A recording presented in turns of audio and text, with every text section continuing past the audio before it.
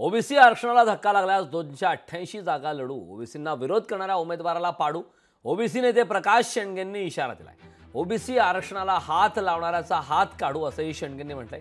येणारी विधानसभा निवडणूक ओबीसी विरोधात मराठा असं देखील शेंडगेंनी म्हटलंय।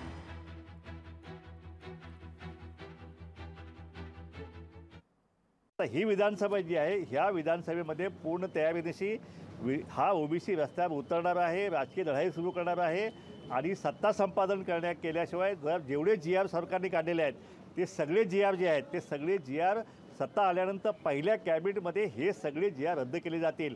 उद्या तुमची विधानसभा होऊ द्या, तुम्हाला माळ्यांची पोरं, धनगरांची, वडव्यांची, रामोशांची मुलं तुम्हाला आमदार झाली दिसतील। आमच्या हक्काचं जे आहे, ही सत्ता जी आहे ती लाटण्याचं काम आता पण ह्या सगळ्या पक्षांनी केलेलं आहे।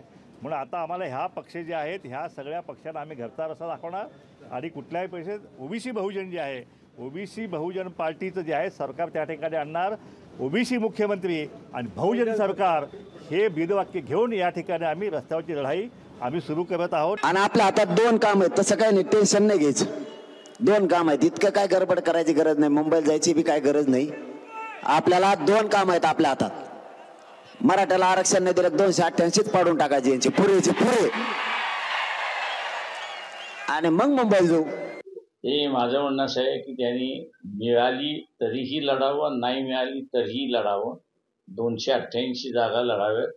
पण त्यांनी एकच करावं त्या ठिकाणी की गरीब मराठा जो आहे या 288 जागेंवरती त्यांनी असायला आरक्षणाच्या ज्या SC STच्या आहेत त्या सोडून उरलेल्या जागेवरती त्यांनी गरीब मराठा उमेदवार हे उभे करा।